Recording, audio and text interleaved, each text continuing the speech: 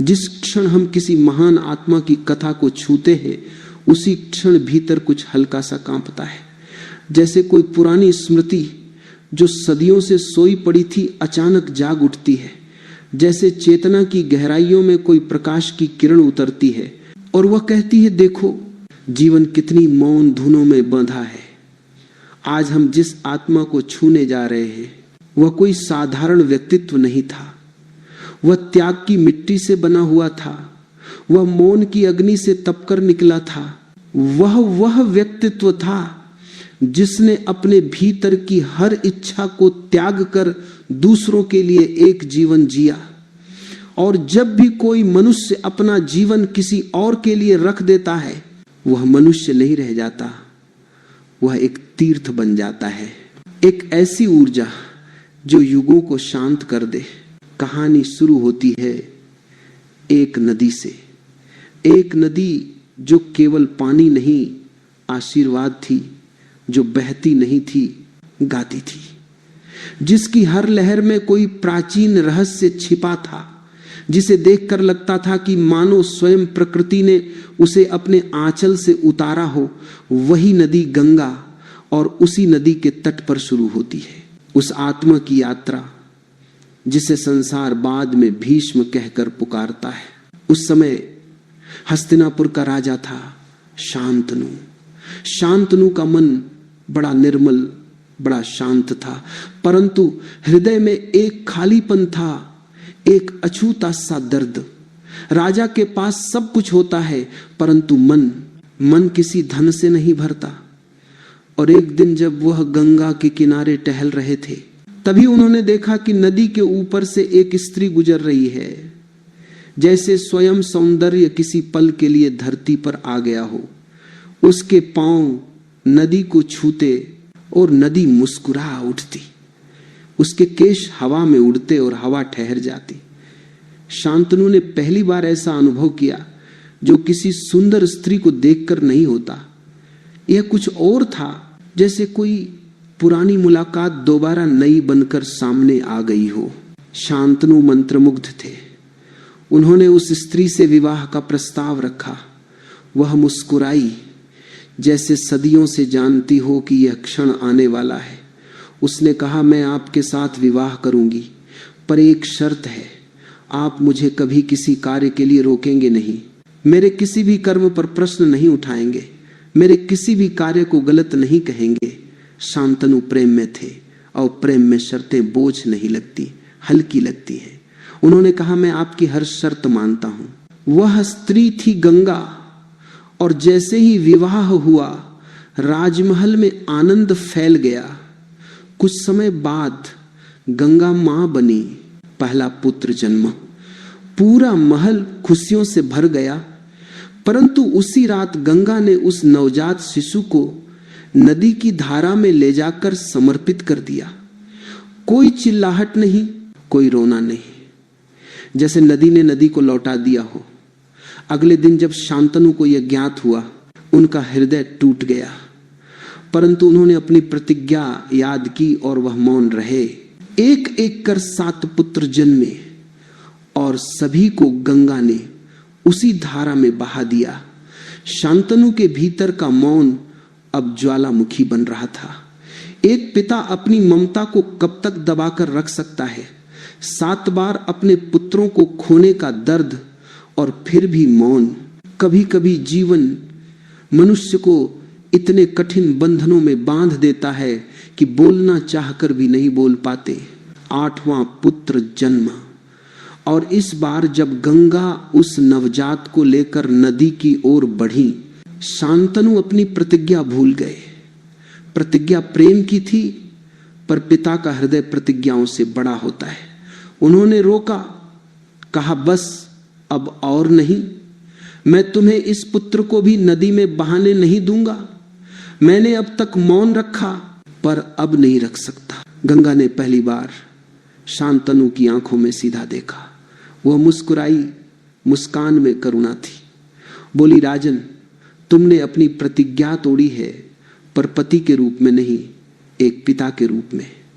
और यह प्रतिज्ञा तोड़ना पाप नहीं, पुण्य है। अब समय है कि मैं तुम्हें सत्य बताऊं।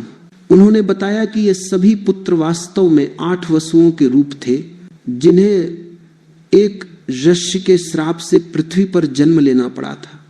श्राप था कि उन्हें मनुष्य के रूप में जीना होगा। वसु मांगते थे कि उनका मानव जीवन लंबा न हो, इसलिए गंगा ने उन्हें तुरंत मुक्त कर दिया। पर 8वां वसु, जो सबसे बुद्धिमान था, उसे लंबा जीवन का श्राप मिला था। वह जो 8वें रूप में जन्मा वही था देवव्रत। गंगा ने कहा, यह बालक दिव्य है, यह केवल तुम्हारा पुत्र नहीं है, यह एक महायात्रा के लिए जन्मा है। इसका जीवन केवल इसका नहीं होगा, यह किसी और की कहानी है जिसे पूरा करने के लिए यह धरती पर आया है। और फिर वह बालक, जिसे संसार भीष्म कहेगा, गंगा की गोद में अपने बचपन की शुरुआत करता है। उसका बचपन किसी और बालक की तरह नहीं था। वह गंगा के जल की धुनों में पलता, नदी के बहाव में खेलता। जब हवा चलती वह हवा को समझता, जब पानी बहता वह उसके भीतर की चुप्पी को सुनता। बचपन केवल उम्र का नाम नहीं है, बचपन उस अवस्था का नाम है जब मन किसी सीमा को नहीं पहचानता। और देवव्रत का बचपन ऐसा ही था, असीम, निर्मल, अनंत। गंगा स्वयं उसे हर विद्या सिखाती, जैसे नदी उसे अपने भीतर की बुद्धि देती हो। वह तलवार सीखता तो उसका शरीर नहीं, उसकी चेतना चलती। वह धनुष उठाता तो तीर हवा की चाल को समझकर निकलते। वह ध्यान करता तो घंटों तक स्थिर बैठा रहता, जैसे कोई पत्थर नहीं, स्वयं नदी का मौन बन गया हो। गुरुओं के पास जब वह शिक्षा के लिए पहुंचता तो गुरु कहते, यह बालक सीखने नहीं आया, याद करने आया है। जैसे इसका ज्ञान पहले से इसके भीतर है और हम केवल उसे याद दिला रहे हैं। और सच भी यही था, कुछ आत्माएं सीखती नहीं, केवल स्मरण करती है, क्योंकि वे अपने जन्म से पहले भी कई जन्मों में तप कर आई होती हैं। देवव्रत का हृदय बड़ा कोमल था। वह सैनिकों की तरह कठोर नहीं था। वह किसी को दुख होता देख नहीं सकता था। उसकी आंखों में करुणा थी, पर करुणा केवल भाव नहीं सकती थी, क्योंकि जो मनुष्य करुणा रखता है वही वास्तव में शक्तिशाली होता है। कठोरता रक्षा नहीं करती, करुणा करती है। कभी कभी वह नदी किनारे बैठकर पानी से बातें करता। वह पूछता, माँ जीवन क्या है? और नदी कहती, जीवन वही है जो बहता है। जो ठहर जाए वह मृत्यु है, जो बहता रहे वही जीवन है। यही सीख उसने बचपन से अपने भीतर ढाल ली। किसी भी परिस्थिति में वह अटकता नहीं था, बह जाता था। जिसकी चेतना बहना सीख जाती है उसका मन किसी गांठ में नहीं फंसता। आज के मनुष्य ने अपने भीतर का यह बचपन खो दिया है। मनुष्य बड़ा तो हो गया पर छोटा नहीं रहा। हमने ज्ञान तो जमा कर लिया पर बुद्धि खो दी। हमने बातें सीख ली पर मौन भूल गए। बचपन का अर्थ उम्र नहीं, एक संवेदनशीलता है, एक कोमलता है, एक झुकने की क्षमता है। और देवव्रत के भीतर यह कोमलता कभी समाप्त नहीं हुई। यही कारण था कि बाद में जब वह भीषण प्रतिज्ञा लेगा, जब वह अपने पिता के लिए जीवन को दांव पर लगा देगा, तब भी उसके भीतर एक मासूम बालक छिपा रहेगा। कहानी धीरे धीरे उस दिशा में बढ़ रही है जहां नियति अपना पहला कदम उठाती है। बचपन समाप्त नहीं होता, केवल रूप बदलता है। और देवव्रत का बचपन भी अब बदलने वाला था। जब भी किसी महान आत्मा के जीवन में कोई बड़ा मोड़ आता है, प्रकृति पहले ही उसके आसपास कुछ संकेत भेजना शुरू कर देती है। जैसे हवा अचानक भारी हो जाती है, पानी अपनी धुन बदल लेता है। मनुष्य समझ नहीं पाता, पर प्रकृति जानती है कि कोई बड़ा परिवर्तन आने वाला है। देवव्रत के बचपन में भी ऐसे संकेत दिखने लगे थे। गुरु जब उसे शिक्षा देते तो कहते, इस बालक के लिए कुछ विशेष लिखा है, उसका जीवन केवल उसका नहीं लगेगा। ऐसा लगता है कि यह अपने साथ किसी और का भाग्य लेकर आया है। यह ऐसी आत्मा है जो अपने लिए नहीं जन्मती। जब कोई मनुष्य अपने लिए नहीं बल्कि किसी और उद्देश्य के लिए जन्मा हो, तब उसका बचपन भी अलग होता है। वह खेलता नहीं, साधता है। वो हंसता नहीं, मौन होता है। उसका बचपन मिट्टी से नहीं बना होता, चेतना से बना होता है। एक दिन परशुराम ने कहा, यह बालक मेरे जितना तेजस्वी है, पर मेरे जितना प्रचंड नहीं। यह भीतर से शांत है, और वही शांति इसे किसी दिन सबसे बड़ा योद्धा बनाएगी, क्योंकि युद्ध तलवार से नहीं जीता जाता, मन से जीता जाता है। और जिसका मन शांत हो वह कभी हारता नहीं। देवव्रत धीरे धीरे युवावस्था की ओर बढ़ रहे थे, और हर कदम पर जीवन उन्हें किसी अदृश्य सत्य के लिए तैयार कर रहा था। बचपन का यह बहाव अब एक गहरे सागर में उतरने वाला था। जीवन कभी सीधे बड़े क्षण पर नहीं पहुंचाता, पहले वह छोटे छोटे अनुभवों से मन को तैयार करता है। और देवव्रत अब तैयार हो रहा था एक ऐसा क्षण आने के लिए जिसे सुनकर आज भी दुनिया मौन हो जाती है। बचपन का वह निर्मल प्रकाश अब उन घटनाओं की ओर बढ़ रहा था जहां एक मनुष्य अपने जीवन के सबसे भीषण निर्णय से गुजरेगा, जहां प्रेम और कर्तव्य, पिता और पुत्र, इच्छा और त्याग आमने सामने खड़े होंगे। अभी वह क्षण नहीं आया, पर उसकी आहट हवा में थी। जिस बालक का बचपन नदी की गोद में बीता हो, जिसका हर कदम पानी की लय के साथ उठा हो, जिसकी सांसें प्रकृति के मौन में ढली हो, उसका जीवन साधारण कैसे हो सकता है? देवव्रत जब धीरे धीरे बचपन से बाहर आकर अपने भीतर के सामर्थ्य को महसूस करने लगे, तब मानो पूरी प्रकृति उनके सामने अपने रहस्य खोलने लगी। जैसे हवा कह रही हो, तुम केवल एक मनुष्य नहीं हो। जैसे जल कह रहा हो, तुम्हारे भीतर कोई अनदेखी गहराई है। जैसे पहाड़ कह रहे हो, तुम्हें ढहना नहीं है, तुम्हें टिके रहना है। गंगा जानती थी कि यह बालक केवल खेल के लिए पैदा नहीं हुआ। उसके जन्म में ही पर्वतों का भार था, और उसकी आंखों में किसी अदृश्य भविष्य की चमक। कभी कभी गंगा उसे नदी के बीच बैठा देती, चारों ओर जल, ऊपर खुला आकाश, और वह बालक ध्यान में उतर जाता। वह घंटों बैठा रहता बिना हिले। ये साधारण ध्यान नहीं था। उसकी चेतना अंदर से बाहर तक फैल जाती थी, जैसे कोई सूक्ष्म प्रकाश उसमें से झर रहा हो। गंगा ने कई बार महसूस किया कि देवव्रत के भीतर देवताओं का तेज जाग रहा है, पर वह तेज आग जैसा नहीं था जो जलाए, वह दीपक जैसा था जो रोशनी दे। शक्ति का वही रूप सबसे दुर्लभ होता है जो शांत हो पर असीम हो। एक दिन गंगा ने उसे अपने पास बैठाया। बहुत गहरा मौन था, हवा भी जैसे सुन रही हो कि नदी क्या कहने वाली है। गंगा बोली, बेटा, समय आ गया है जब मैं तुम्हें तुम्हारी वास्तविकता बताऊं। तुम केवल मेरा पुत्र नहीं हो, तुम उन 8 वसुओं में से अंतिम हो जिन्हें पृथ्वी पर मानव रूप में आना पड़ा। दूसरों को मैंने मुक्त कर दिया, पर तुम्हें नहीं, क्योंकि तुम्हारे लिए इस जीवन में कुछ ऐसा लिखा है जिसे कोई और पूरा नहीं कर सकता था, और इसीलिए तुम्हें कुछ वरदान मिले हैं, कुछ ऐसी शक्तियां जो किसी मनुष्य में नहीं मिलती। देवव्रत शांत बैठे रहे, कोई उत्साह नहीं, कोई अहंकार नहीं, बस एक मौन स्वीकृति, जैसे पहले से जानते हो कि किसी दिन यह क्षण आएगा। गंगा ने कहा, बेटा, तुम्हारे भीतर जो शक्ति है वह दूसरों से कहीं अधिक है, पर यह शक्ति तुम्हारा अभिमान बनने के लिए नहीं है, यह तुम्हारी जिम्मेदारी है। तुम्हें मिले हैं अद्भुत वरदान। तुम जब चाहो किसी भी शस्त्र को अपने मन से चला सकते हो। तुम्हारा शरीर कठोर नहीं, हल्का है, पर तुम्हारी शक्ति पर्वतों से भी भारी है। तुम अपनी इच्छा से युद्ध भूमि में अजय हो सकते हो। तुम्हारी दृष्टि केवल देखने के लिए नहीं, जानने के लिए बनी है। तुम मनुष्यों के मन में उठने वाली तरंगों तक को महसूस कर सकते हो।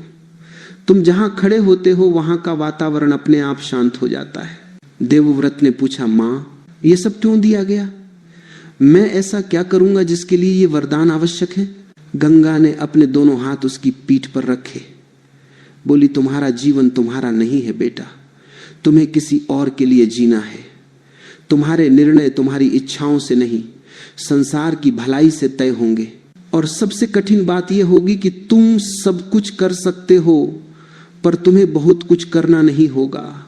शक्ति का अर्थ तभी खरा होता है जब वह नियंत्रण में रहती है, और तुम्हारी शक्ति नियंत्रण की पराकाष्ठा है। जब हम किसी मनुष्य को दिव्यता का आशीष मिला देख लेते हैं तो हम सोचते हैं कि उसे हर क्षण आनंद ही आनंद मिलता होगा, पर सच्चाई उल्टी होती है। जितनी बड़ी शक्ति उतना बड़ा बोझ, जितना बड़ा आशीर्वाद उतनी बड़ी जिम्मेदारी। और देवव्रत के जीवन में यह जिम्मेदारी जन्म से ही बुंदी गई थी। वे जब युवा होने लगे तो उनके भीतर के वरदान जैसे खिलने लगे।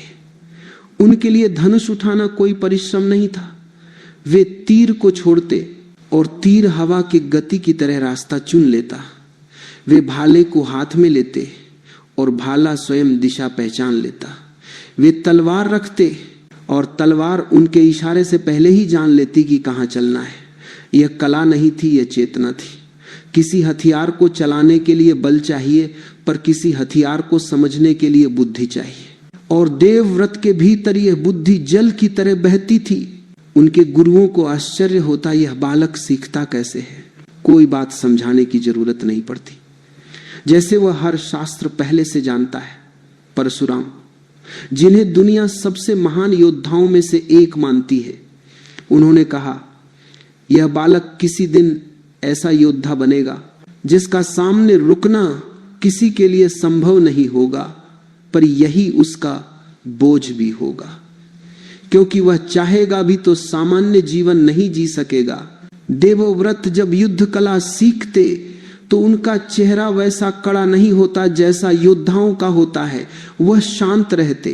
उनके भीतर क्रोध की ऊर्जा नहीं थी, बल्कि करुणा की थी। उनकी आंखों में युद्ध का जोश नहीं, बल्कि समझ थी। युद्ध कोई खेल नहीं होता।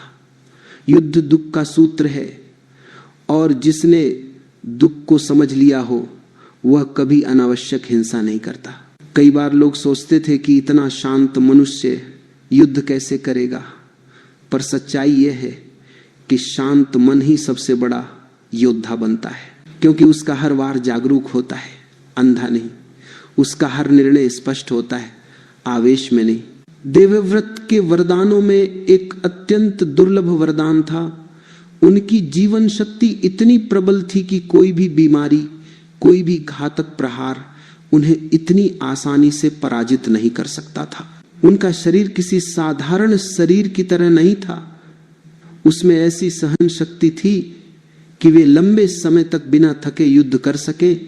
उनकी स्मृति तेज थी, उनका मन ध्यान में था, और सबसे आश्चर्य की बात, उनकी दृष्टि में भविष्य का संकेत भी था। वे समझ सकते थे कि कौन सा निर्णय आगे क्या रूप लेगा। पर सबसे बड़ा वरदान था वह मौन। वह मौन जो उन्हें अपनी मां से मिला था, वह मौन जो गंगा के जल में बहता था। जब कोई मनुष्य भीतर से मौन हो जाता है, तब दुनिया की कोई भी शक्ति उसे हिला नहीं सकती। वह तूफान में खड़ा रह सकता है, वह युद्ध में भी अडिग रह सकता है, और वही मौन देवव्रत की आत्मा बन गया। एक दिन नदी किनारे एक अद्भुत घटना घटी। देवव्रत गहरे ध्यान में बैठे थे।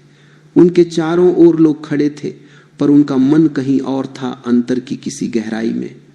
अचानक ऐसा लगा जैसे सूर्य की किरणें उन पर असामान्य रूप से चमक रही हो।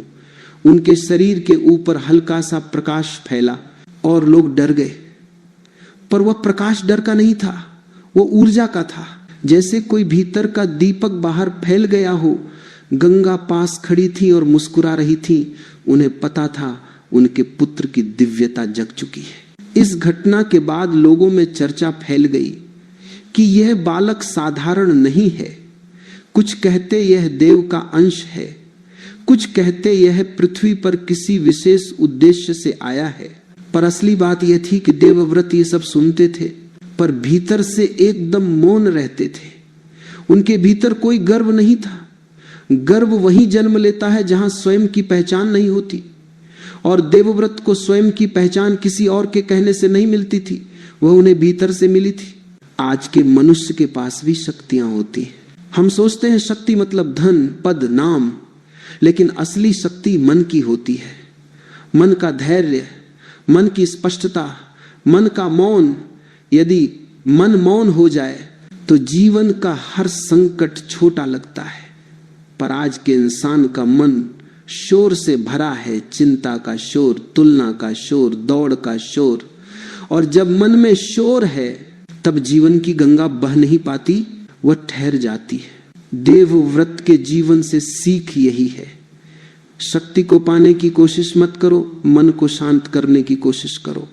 शक्ति अपने आप आ जाएगी, क्योंकि शक्ति बाहर नहीं मिलती, वह भीतर से उठती है। जैसे नदी बाहर से नहीं बनती, वह भीतर से फूटती है।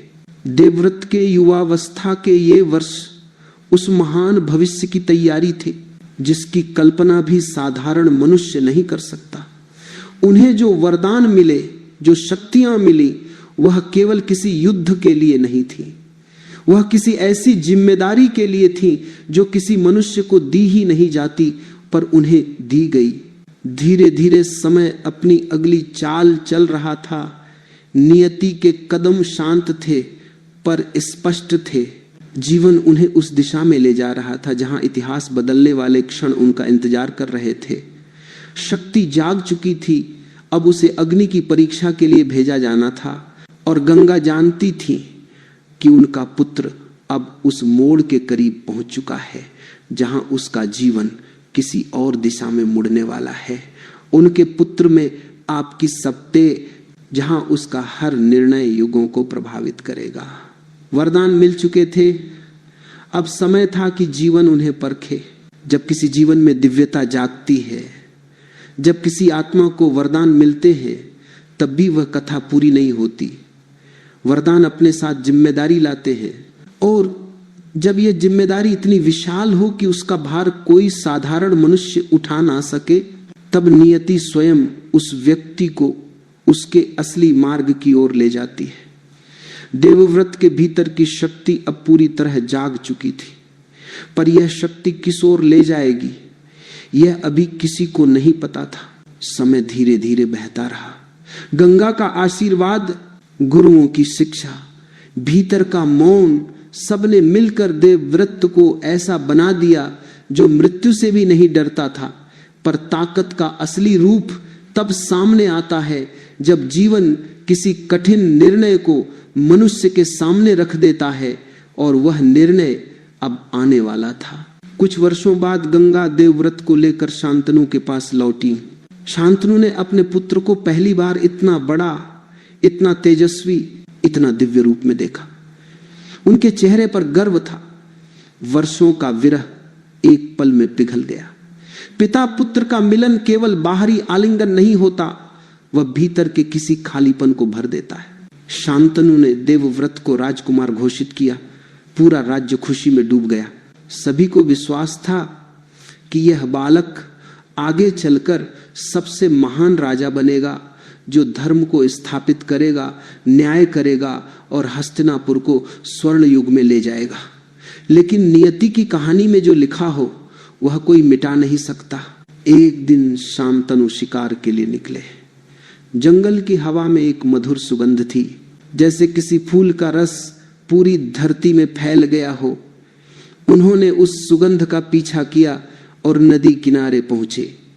वहां उन्होंने देखा एक स्त्री नाव चला रही है, जैसे नदी की लहरों पर चांदनी उतर आई हो। उसका नाम था सत्यवती। सत्यवती के पास एक विशेष गुण था। उसके शरीर से एक प्राकृतिक सुगंध निकलती थी जो किसी को भी सम्मोहित कर दे। शांतनु उस सुगंध और उसकी सौम्यता से प्रभावित हुए। दिल फिर एक बार प्रेम में पड़ गया। प्रेम कमजोर नहीं करता, प्रेम मनुष्य को उसके भीतर खोल देता है। शांतनु सत्यवती से विवाह करना चाहते थे। वे सत्यवती के पिता के पास गए। पिता ने सिर झुकाकर कहा, महाराज, मेरी बेटी आपके योग्य है, आपका प्रेम मेरे लिए सम्मान है, पर एक समस्या है। सत्यवती का पुत्र अगर होगा तो वह आपके राज्य का उत्तराधिकारी बने। यही मेरी शर्त है। मैं चाहता हूं कि मेरी बेटी का कुल कभी पराया न महसूस करे। शांतनु के कदम वहीं ठिठक गए। उन्होंने मन में सोचा, मैं ऐसा कैसे कर सकता हूं? मेरा उत्तराधिकारी तो देवव्रत है। राज्य का भविष्य उसी के हाथ में है। वह केवल मेरा पुत्र नहीं, वह इस भूमि का भविष्य है। शांतनु ने सत्यवती के पिता से कहा, यह शर्त मैं नहीं मान सकता। राज्य की व्यवस्था उत्तराधिकार के नियमों पर चलती है और अगर मैं इन्हें तोड़ दूं तो राज्य में अव्यवस्था फैल जाएगी। सत्यवती के पिता ने शालीनता से कहा, तो फिर विवाह संभव नहीं है महाराज। शांतनु भारी मन से लौट आए। उनके भीतर जैसे एक छाया उतर गई। वे चुप रहने लगे, न किसी से बात करते न किसी से मिलते।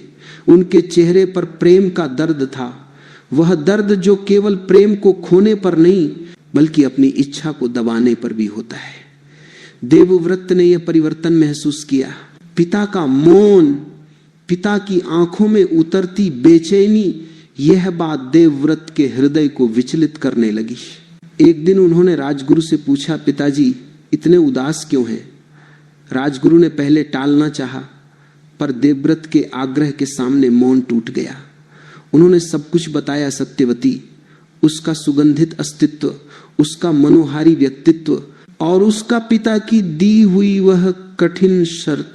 देवव्रत यह सुनकर कुछ देर तक मौन रहे। उन्होंने महसूस किया कि पिता प्रेम में है और प्रेम का दर्द किसी भी युद्ध से बड़ा होता है। यह वह दर्द है जो तलवार नहीं काट सकती पर आत्मा को जला सकता है। देवव्रत तुरंत उस नाविक के पास पहुंचे। सत्यवती के पिता के सामने खड़े होकर उन्होंने कहा, मैं देवव्रत हूं, हस्तिनापुर का राजकुमार। आप जो चाहते हैं वह मैं पूरा करने आया हूं। आप मेरी माता को हस्तिनापुर की रानी बनाएं। आप चिंता न करें, आपके नाती ही राजा बनेंगे। नाविक चौंक गया, बोला, राजकुमार आपका यह कहना सरल नहीं है। आपका अपना अधिकार है, पर क्या होगा यदि भविष्य में आप विवाह कर लें? यदि आपके पुत्र हुए, यदि वे युवराज का अधिकार मांगे, षड्यंत्र जन्म ले सकते हैं। मेरा आशय राज्य पर कब्जा करना नहीं, केवल अपनी बेटी की सुरक्षा है। देवव्रत ने कहा, मैं प्रतिज्ञा करता हूं कि मैं जीवन भर विवाह नहीं करूंगा, कभी नहीं। मेरे कोई संतान नहीं होगी जो सिंहासन पर दावा कर सके। यह कहते हुए उनकी आवाज में धरती का भार था, पर वह अभी समाप्त नहीं हुआ था। ये शब्द सुनकर देवताओं तक कांप उठे। हवा थम गई, सूर्य जैसे क्षण भर ठहर गया। ऐसा त्याग, ऐसा संकल्प कोई मनुष्य आसानी से नहीं कर सकता। पर नाविक अभी भी पूरी तरह आश्वस्त नहीं था। उसने कहा, राजकुमार आपकी प्रतिज्ञा पवित्र है, पर आपकी संतानों का दावेदार न होना पर्याप्त नहीं। आपके समर्थकों, आपके अनुयायियों का क्या? वे आपके लिए ही पांडवों और कौरवों के बीच अशांति फैला सकते हैं। आप स्वयं तो सिंहासन नहीं मांगेंगे, पर आपके लोग मांग सकते हैं। देवव्रत के भीतर कुछ टूट गया, पर वह टूटना भी किसी मंदिर के टूटने जैसा नहीं था, किसी पर्वत के टूटने जैसा था। उन्होंने अपने दोनों हाथ आकाश की ओर उठाए और बोले, मैं प्रतिज्ञा लेता हूं कि मैं जीवन भर हस्तिनापुर के सिंहासन से दूर रहूंगा। मैं कभी राज्य नहीं मांगूंगा, न मेरे कारण राज्य में कोई कलह होगी, और मैं अपने जीवन को हस्तिनापुर की सेवा में समर्पित करता हूं। मेरे जैसे योद्धा के लिए त्याग कठिन नहीं, मेरे लिए कठिन है पिता के दुहक को देखना। और फिर जो प्रतिज्ञा उन्होंने ली वह संसार में सबसे भीषण प्रतिज्ञाओं में से एक मानी जाती है। उन्होंने कहा, मैं ब्रह्मचर्य का पालन करूंगा। आज से जीवन के अंतिम क्षण तक मैं न विवाह करूंगा, न प्रेम, न किसी की ओर आकृष्ट होऊंगा। मेरा जीवन कर्तव्य होगा। मेरी आत्मा हस्तिनापुर की सेवा होगी। मेरी इच्छाएं मेरे साथ ही समाप्त हो जाएंगी। जैसे ही यह वचन उनके मुख से निकले, आकाश में कंपन फैल गया। देवताओं ने पुष्प वृष्टि की, ब्रह्मा इंद्र सभी ने घोषणा की, अब यह देवव्रत नहीं भीष्म है, उसकी प्रतिज्ञा भीष्म है, उसका त्याग भीष्म है। देवव्रत अब भीष्म सत्यवती को सम्मान पूर्वक हस्तिनापुर ले आए। शांतनु को जब पता चला कि उनके पुत्र ने उनके लिए क्या त्याग किया है, उनकी आंखों से आंसू बह निकले। पिता ने देवव्रत को वरदान दिया, आज से तुम इच्छा मृत्यु को प्राप्त हो, तुम अपनी मृत्यु स्वयं चुनोगे। जब चाहो शरीर त्याग सकते हो, जब चाहो रोक सकते हो, मृत्यु भी तुम्हारे आदेश में होगी। यह वरदान नहीं, यह एक और बोझ था, क्योंकि जो मनुष्य अपनी मृत्यु भी स्वयं चुनने लगे, उसका जीवन केवल उसका नहीं रह जाता, उसका जीवन इतिहास का हो जाता है। भीष्म की प्रतिज्ञा केवल एक वचन नहीं थी, वह उनके अस्तित्व की जड़ में उतर गई, उनके हर श्वास में, हर विचार में, हर निर्णय में। दरअसल इस प्रतिज्ञा का दर्द किसी और को नहीं दिखा, पर भीष्म ने इसे हर दिन महसूस किया। जिस मनुष्य ने बचपन से प्रेम, करुणा, सेवा को सीखा हो, उससे जब यह पता चले कि वह कभी किसी को अपने जीवन में स्थान नहीं दे सकेगा, कभी किसी के साथ अपना भविष्य नहीं बांट सकेगा, तब वह भीतर से कितना मौन हो जाता है। यह केवल वही समझ सकता है जिसने ऐसा त्याग किया हो। यही त्याग उन्हें भीष्म बनाता है। आज का मनुष्य त्याग को कमजोरी समझता है, पर त्याग ताकत की उच्चतम अवस्था है। कोई किसी चीज को तब तक नहीं छोड़ सकता जब तक उसके पास वह चीज हो ही ना। गरीब व्यक्ति धन त्याग नहीं सकता, बिना शक्ति वाला मनुष्य शक्ति त्याग नहीं कर सकता, बिना इच्छा वाला मनुष्य इच्छा त्याग नहीं कर सकता। त्याग वह कर सकता है जिसके पास सब कुछ हो, और भीष्म के पास सब कुछ था। युवा अवस्था, सौंदर्य, शक्ति, अधिकार, भविष्य, पर उन्होंने सब छोड़ दिया। त्याग कोई बोझ नहीं, एक ज्वाला है जो भीतर से आदमी को शुद्ध कर देती है। जैसे सोना आग में परखा जाता है, वैसे ही मनुष्य त्याग में परखा जाता है। भीष्म की प्रतिज्ञा जीवन का वह क्षण थी जिसने इतिहास की दिशा बदल दी। पूरे महाभारत का केंद्र कहीं न कहीं इस एक क्षण में छिपा है। अगर भीष्म प्रतिज्ञा न लेते तो आगे की कहानी बिल्कुल अलग होती, पर उन्होंने लिया और उसी प्रतिज्ञा ने उन्हें अमर बना दिया। त्याग केवल दूसरों के लिए नहीं होता, त्याग स्वयं को भी बदल देता है। जब मनुष्य त्याग करता है, वह अपने भीतर की सीमाएं तोड़ता है। वह दूसरों से ऊपर नहीं उठता, वह अपने आप से ऊपर उठता है। भीष्म जब प्रतिज्ञा लेकर लौटे तो उनके चेहरे पर कोई दुख नहीं था, वह मुस्कुरा रहे थे, क्योंकि त्याग का बोझ उठाने वाला मनुष्य दुखी नहीं होता, वह शांत हो जाता है। जैसे बारिश में भीगा हुआ पेड़ भारी नहीं लगता, ताजा लगता है। त्याग मनुष्य को ताजा कर देता है। प्रतिज्ञा केवल एक शब्द नहीं थी, वह एक जीवन बन गई थी। जिस क्षण भीष्म ने वह वचन लिया, उसी क्षण उनका छोटा सा बाल्य जीवन समाप्त हो गया और उनके भीतर एक ऐसा योद्धा जन्मा जो पूरे राज्य का भार अपने कंधों पर उठाने के लिए बना था। अक्सर लोग सोचते हैं कि किसी राजकुमार को शक्ति मिलते ही वह राजा बनना चाहेगा, पर भीष्म की कहानी अलग थी।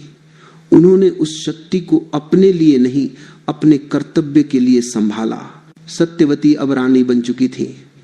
महल में नई ऊर्जा आई थी, पर साथ ही नई जिम्मेदारियां भी।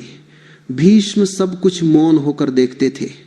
न उनके भीतर कोई शिकायत थी, न कोई द्वेष।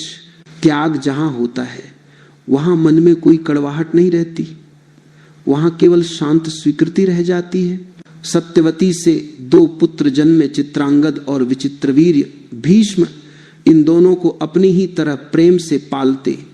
वे जानते थे कि राज्य का भविष्य इन्हीं बच्चों के हाथ में है और एक दिन उन्हें ही हस्तिनापुर की गद्दी पर बैठना है।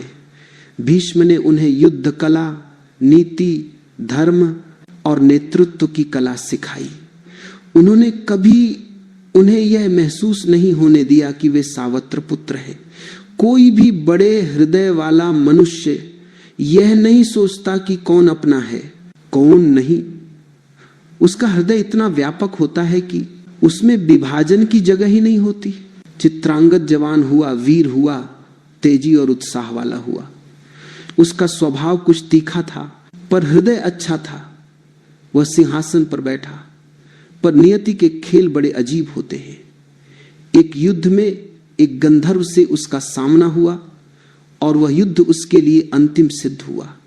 हस्तिनापुर फिर शोक में डूब गया। एक बार फिर भीष्म को राज्य का भार अपने कंधों पर उठाना पड़ा।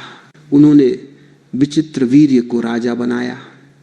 विचित्रवीर्य शांत स्वभाव के थे पर इतने मजबूत नहीं जितने एक राजा को होना चाहिए। भीष्म ने उन्हें हर संभव शिक्षा देने की कोशिश की, पर कुछ आत्माएं ऐसी होती हैं जिनमें नेतृत्व स्वाभाविक रूप से नहीं आता। वह राज सिंहासन की ऊंचाई को सहन नहीं कर पाए। इसी समय हस्तिनापुर को मजबूत राजनीतिक गठजोड़ की आवश्यकता थी। भीष्म दूर दूर तक जाकर विवाह योग्य राजकुमारियों के बारे में पता करने लगे ताकि विचित्रवीर्य का विवाह हो सके।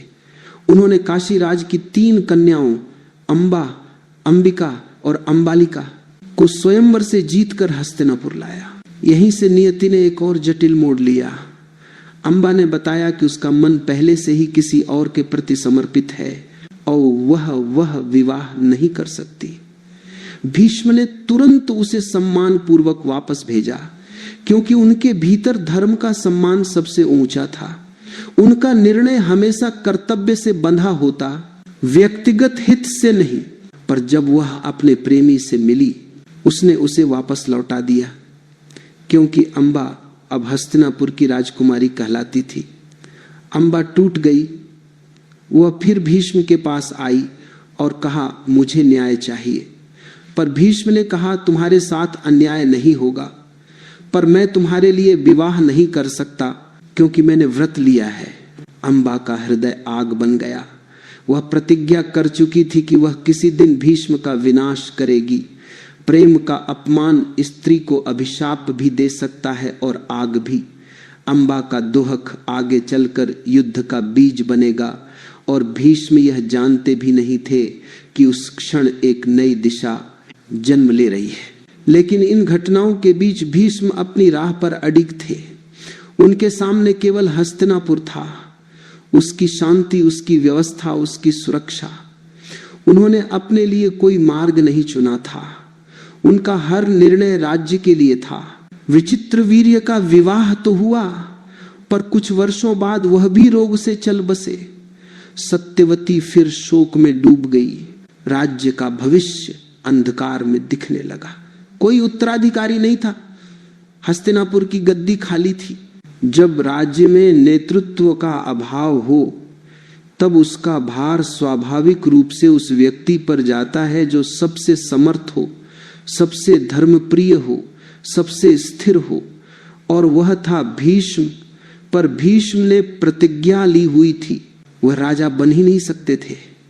उनका जीवन, उनका मन, उनकी आत्मा अब किसी व्यक्तिगत अधिकार का विकल्प ही नहीं छोड़ती। सत्यवती ने उनसे आग्रह किया कि वे प्रतिज्ञा वापस ले लें। बोली, तुम्हारी प्रतिज्ञा ने तुम्हें महान बनाया, पर आज हस्तिनापुर को तुम्हारी आवश्यकता है। तुम राजा बन जाओ, राज्य तुमसे सुरक्षित रहेगा। भीष्म का चेहरा शांत रहा, कोई आकर्षण नहीं, कोई चंचलता नहीं, सिर्फ एक स्थिर प्रकाश। उन्होंने कहा, माता, मेरा जीवन वचन है। यदि मैं अपने वचन से डिग जाऊं तो मैं क्या रह जाऊंगा? मेरा अस्तित्व ही मिट जाएगा।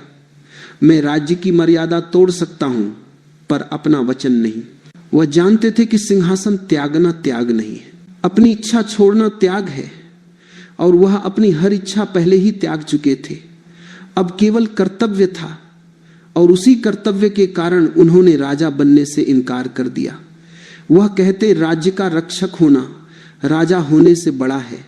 राजा सत्ता लेता है, पर रक्षक बोझ लेता है और मैं बोझ के लिए जन्मा हूं। समय बदल रहा था। सत्यवती के दूरदर्शी निर्णय ने राज्य में एक नई परंपरा लाई। उन्होंने व्यास से आग्रह किया कि वे राजवंश की वंश परंपरा को आगे बढ़ाएं। इससे धृतराष्ट्र, पांडु और विदुरजन में तीनों अपने अपने स्वभाव, अपने भाग्य और अपने भविष्य के साथ धीरे धीरे बड़े होने लगे। धृतराष्ट्र बलशाली था पर जन्म से नेत्रहीन। पांडु को सिंहासन मिला क्योंकि वह योग्य था। विदुर अत्यंत बुद्धिमान थे पर राजसी जन्म न होने के कारण सिंहासन से दूर रखे गए। भीष्म ने तीनों का पालन ऐसे किया जैसे पिता अपने पुत्रों को पालता है। उन्होंने किसी में भेदभाव नहीं किया। उनके लिए तीनों समान थे, तीनों हस्तिनापुर की धड़कन थे। राजा पांडु ने अपने समय में राज्य को आगे बढ़ाया पर उनका जीवन भी लंबा नहीं था। वन में लगे एक श्राप ने उनका जीवन छीन लिया। कर्तव्य का भार फिर से भीष्म पर आ गया। राज्य फिर अस्थिर होने लगा। अब कौरव और पांडव दोनों ही बालक थे, दोनों ही नाजुक उम्र में थे और इन बच्चों का भविष्य भीष्म के हाथों में था। ऐसा लगता था जैसे नियति हर बार हस्तिनापुर को संकट में डालती है और हर बार भीष्म को आगे खड़ा कर देती है, जैसे उन्हें कभी आराम करने का मौका ही नहीं। कुछ आत्माएं ऐसी होती हैं जिन्हें संसार आराम के लिए नहीं पैदा करता, संसार उन्हें तैयार करता है पर उनकी थकान को कभी नहीं समझता। भीष्म ने धृतराष्ट्र और पांडु के पुत्रों को शिक्षा दिलवाई, उनकी रक्षा की, उनका पालन किया, पर भीतर से वह जानते थे कि यह शांत पानी नहीं है। यह पानी है पर उसमें धीरे धीरे तूफान उठ रहा है। दुर्योधन की आंखों में महत्वाकांक्षा थी, पांडवों के भीतर धर्म था और भीष्म इन दो धाराओं के बीच खड़े थे मौन होकर, संतुलन बनाए रखते हुए। दुर्योधन अक्सर सोचता, भीष्म मेरे पक्ष में क्यों नहीं आते, वह पांडवों को अधिक सम्मान क्यों देते हैं। पर भीष्म किसी का पक्ष लेकर नहीं चलते थे। उनका पक्ष केवल धर्म था और धर्म किसी व्यक्ति का नहीं होता, वह सत्य का होता है। धर्म कठिन होता है क्योंकि धर्म वह है जो आपको पसंद हो, वह नहीं होता जो सही हो, वह होता है। और भीष्म की कठिनाई यह थी कि उन्हें हमेशा सही के साथ रहना था, पर सही का निर्णय हमेशा आसान नहीं होता। उसे जीवन के हर क्षण में तौलना पड़ता है। कभी कभी सही का मार्ग अकेलेपन से भरा होता है। भीष्म हस्तिनापुर का भार अकेले उठाते रहे। रातें उनकी अपनी नहीं थीं, मन उनका अपना नहीं था। उनके पास ना परिवार था, ना कोई अपना जिसमें वे अपने भाव व्यक्त कर सके। जो मनुष्य त्याग के मार्ग पर होता है उसके पास अक्सर कोई नहीं होता, क्योंकि त्याग का मार्ग भीड़ का मार्ग नहीं, अकेले चलने वालों का मार्ग है। वे राजकोष संभालते, सेना को प्रशिक्षित करते, राज्य की सुरक्षा देखते, मंत्रियों को मार्गदर्शन देते और बालकों को शिक्षित करते। वे पिता भी थे, गुरु भी थे, मां भी थे, प्रहरी भी थे। उनका जीवन जैसे किसी दीपक की तरह जल रहा था जो स्वयं पिघलता है पर दूसरों को रोशनी देता है। आज का मनुष्य भी ऐसी ही जिम्मेदारियों से गुजरता है। हम कभी सोचते हैं कि जीवन हमें बहुत बोझ दे देता है, परिवार का बोझ, काम का बोझ, रिश्तों का बोझ, सपनों का बोझ, पर बोझ बोझ नहीं होता। बोझ वह होता है जिसे हम मन से नहीं स्वीकारते, जिसे हम प्रेम से उठाएं वह बोझ नहीं पूजा बन जाता है। भीष्म ने हस्तिनापुर को बोझ नहीं माना, उन्होंने इसे पूजा माना, अपने जीवन का यज्ञ, और अपना जीवन उन्होंने इसी यज्ञ में आहुति की तरह भर दिया। धीरे धीरे समय वह रूप लेने लगा था जहां कर्तव्य का यह शांत प्रवाह संघर्ष की दिशा में मुड़ने वाला था। अभी भी शांति थी, पर वह शांति तूफान से पहले वाली शांति थी। कर्तव्य का भार बढ़ रहा था और उसी भार के भीतर कहीं एक बेचैनी जन्म ले रही थी कि आगे जो आने वाला है वह बेहद कठिन होगा।